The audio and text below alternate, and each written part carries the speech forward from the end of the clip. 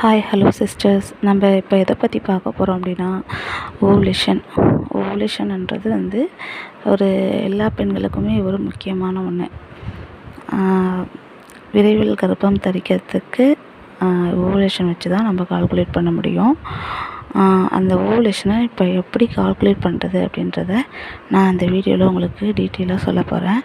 அதுக்கு முன்னாடி நம்ம சேனலை சப்ஸ்கிரைப் பண்ணாதவங்க சப்ஸ்கிரைப் பண்ணிக்கோங்க. கீழே இருக்கிற பெல் ஐக்கானையும் கிளிக் பண்ணிக்கோங்க. ஓவுலேஷன் அப்படின்னு பார்த்துக்கிட்டோன்னா first period cycle, regular cycle நம்ம தெரிஞ்சுக்கணும். எப்படின்னா ரெகுலர் சைக்கிள் 26 டேஸ்லேருந்து ரெகுலர் சைக்கிள் 32 வரைக்குமே ரெகுலர் சைக்கிள் தான். 26th டேலேருந்து 26th அன்னைக்கு மென்சுரல் சைக்கிள் ஆகிறவங்க அவங்களோட ஓவுலேஷன் எப்படி கால்குலேட் பண்ணுறாங்கன்னா -14. இப்போ 26ல் -14 போயிடுச்சு அப்படின்னா பாக்கி 12 வரும். இப்போ இந்த 12ன்றது மெயின் டே. இந்த மெயின் டேன்றது ரொம்ப முக்கியமான நாள் ஓவுலேஷனில். இந்த மெயின் டே கண்டிப்பாக இன்டர்கோர்ஸில் அன்னைக்கு இருந்தே ஆகணும். அதுக்கு இப்போ மெயின் டேக்கு 2 நாளைக்கு முன்னாடியும் மெயின் டேக்கு 2 நாளைக்கு பின்னாடியும் இருக்கிறது தான் நம்ம அட்வைஸ் பண்ணுறோம் எல்லாருக்குமே. ஏன்னா சம்டைம் நம்ம இப்போ ஃபாலிகுலர் ஸ்டடி பண்ணாமல் தானே நம்ம இருக்கோம்.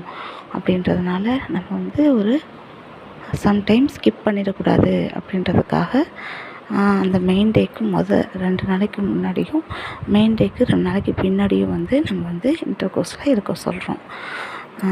நெக்ஸ்ட்டு பார்த்துக்கிட்டிங்கன்னா இப்போ 26th உள்ளவங்களுக்கு முடிச்சிடுச்சு. 28th டே. இப்போ 28 டேஸ்க்கு ஒன்ஸ் இப்போ பீரியட்ஸ் ஆகுது அப்படின்னா அவங்களுக்கு -14னா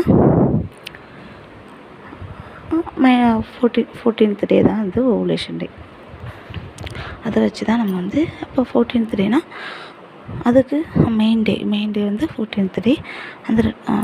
அதுக்கு 2 நாளைக்கு முன்னாடியும் அந்த 14th டேக்கு 2 நாளைக்கு பின்னாடியும் இருக்கணும்.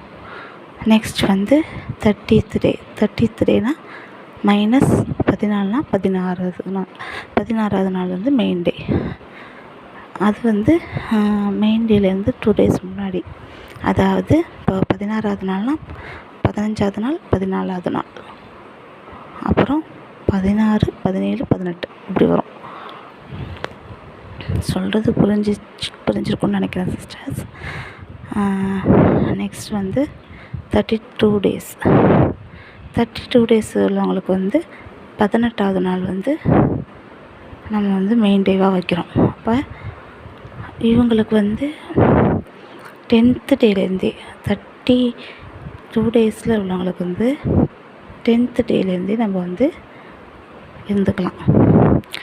ஏன் அப்படின்னா ஆப்டாக எதையுமே நம்மளால் சொல்ல முடியாது ஃபாலிகுலர் ஸ்டடியில். ஆனால் இவங்களுக்கு மெயின் டே 18th டே தான்.